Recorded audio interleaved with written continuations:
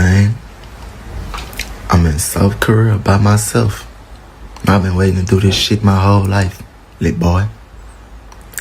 Come here. I'll tell you where I'm at. I'll meet you at the studio anyway. I will fuck out you.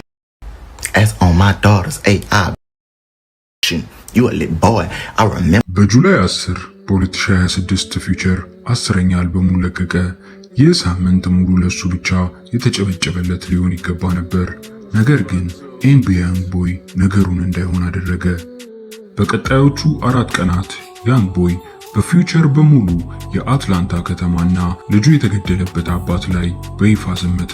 አልበሙ በወጣ በሰዓታት ውስጥ ያንግ ቦይ በኢንስታግራም ላይ ብቅ ብሎ ፊውቸርን አልበም ፍሎፕ አድርጓል ሲል ነገሩን በይፋ አስጀመረ። ከዚያም ከአትላንታ ጋር የነበረውን ፍልሚያ ወደ ላቀ ደረጃ አሸጋገረው። ደሆል ሁድ አትላንታ የሚልም ጽሑፍ ለቀቀ።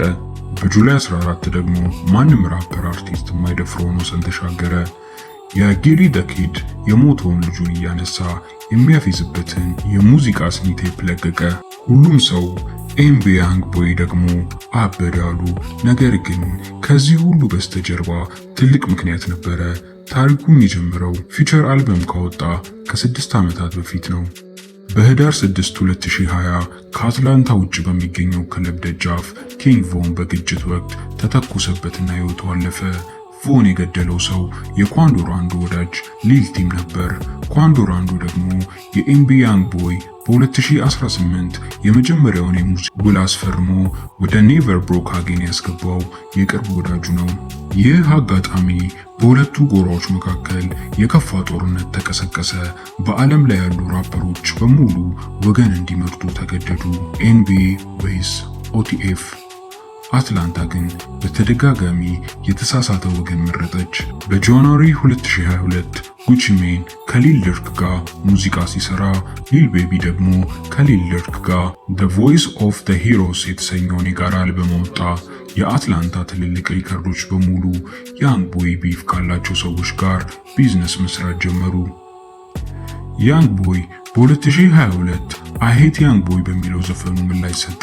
በጉቺ ሜን፣ በሊል ቤቢ፣ በድርክ ቤተሰቦችና በኪንግ ቮነት ላይ ይሳለቅ ጀመር። ለያንግ ቦይ አንድ ሕግ ብቻ ነው ያለው፣ ከኔ ጋር ነው ወይስ ከጠላቴ ጋር? በሜይ 2025 ፕሬዚዳንት ዶናልድ ትራምፕ ለኤምቢ ያንግ ቦይ ሙሉ የፕሬዝዳንት ምህረት ሰጡት። የቤት እስራት፣ የክትትልና የእስር ስጋቶች በሙሉ ተሰረዙ። ያንግ ቦይ ሙሉ በሙሉ ነፃ ሆነ። ወዲያውኑ ወደ ኮንሰርት ጉዞ ተመለሰ። በኦክቶበር 2025 ጉዞ አታላንታ ደረሰ። የአታላንታ ከንቲባ ጽሕፈት ቤት የከተማውን ቁልፍ ቦታ ሊሰጠው እንደሆነ ወሬ ተሰራጨ። ነገር ግን የከተማዋ ባለስልጣናት በይፋ ብቅ ብለው እንደዚህ ያለ ነገር የለም ሲሉ በህዝቡ ፊት አስተባበሉ። በዚያች ምሽት ያንግ ቦይ ወደ መድረክ ወጥቶ አታላንታ መሃል ሆኖ አይ ሄት ያንግ ቦይ የሚለውን ዘፈኑን ዘፈነ። ከአታላንታ ከተማ ጋር የነበረውን ቀሪ ግንኙነት በዚያች ምሽት በይፋ በቃ። በጁላይ 2026 እንመለስ። ፊውቸር 10ኛ አልበሙን ለቀቀ። ፊውቸር የአታላንታ ራፕ ንጉስና ተወካይ ነው። ያንግ ቦይ በፊውቸር ላይ ዘመቻ የከፈተው በግል ጥላቻ ብቻ ሳይሆን የፊውቸርን አልበም ፕሮሞሽን ለማበላሸትና አታላንታን ለማንበርከክ አስቦ ነበር። ነገር ግን ነገሩ በዚህ አላቆመም። በጁላይ 14 ያንግ ቦይ ያልተለቀቀ ዘፈን አወጣ። በዘፈኑ የጊሊ ዘ ኪድን የሞተውን ልጅ እያነሳ ተሳደበ። በ2023 የጊሊ ልጅ ዋኤንጂ ቼዝ በፊላዴልፊያ በጥይት ተደብድቦ ተገድሎ ነበር። ያንግ ቦይ በ2023 መጨረሻ ጊሊ ፕሮድካስት ላይ እንግዳ ሆኖ ሲቀርብ ጊሊ ስለ ልጁ ህመም ሲናገር ያንግ ቦይ በአዘኔታ እያዳመጠው ነበር። ከ2 ዓመት በኋላ ግን ያንን አሳዛኝ አጋጣሚ ለሙዚቃ ግጥምና ለይፋዊ ጥቃት ተጠቀመበት። የጊሊ ዘ ኪድ ምላሽ ግን ሁሉንም ያስደነገጠ ነበር። ጊሊ በኢንስታግራም ላይ ብቅ ብሎ በእኔ ልጅ ብትቀልድ እኔ ህመም ሊሰማኝ አይችልም፣ እኔ ቀደም ብዬ ከልጄ ሞት ጋር ታሪክ ያለው እኛ በኢንተርኔት ላይ የምናደርገውን አንናገርም ሲል በረጋ መንፈስ ምላሽ ሰጠ።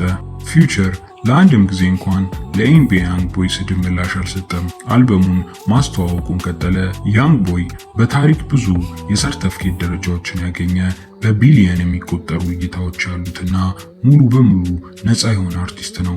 ነገር ግን ከዓመታት በፊት የጀመረው የጎዳናና የሙዚቃ ጦርነት ዛሬም ድረስ በየቀኑ አዳዲስ ጠላቶችን እንዲያፈራ እያደረገው ይገኛል። እስኪ እናንተ ንገሩኝ፣ ኤንቢያ ያንግ ቦይ አካሄድ የራፕ ባህል አካል ነው ወይስ መስመሩን አልፏል? አስተያየት ኮሜንት ላይ አስቀምጡልኝ። ቪዲዮውን ላይክ እና ሰብስክራይብ በማድረግ አበረታቱን። I'm in South Korea by myself. I've been waiting to do this shit my whole life, lit boy. Come here, I'll tell you where I'm at. I'll meet you at the studio anywhere. I will fuck out you. As on my daughters, AI. You a lit boy. I remember you. You was a hoe and you known to cry. Say, I ain't there serving over a month. I don't smoke cigarettes. You bitch ass. I ain't pop a pill going on a month. I ain't smoke a cigarette in a month. Man, stop all that pussy ass drug this and addict that. Bring your gangsta ass here. Come anywhere I'm at and watch. And that tell me a lot about you and people. Man, you ain't no gangsters. That's why y'all can walk around the states like that. Say, Pluto ain't no gangster. Dude don't run around without security, especially not more than me. My boy, I just watch y'all. I just watch the world glorify the most pussy and dummy shit that ever went on I ever seen in my life.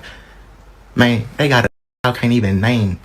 Y'all don't even know this boy for 5 songs. Y'all don't even know this man for 3 songs.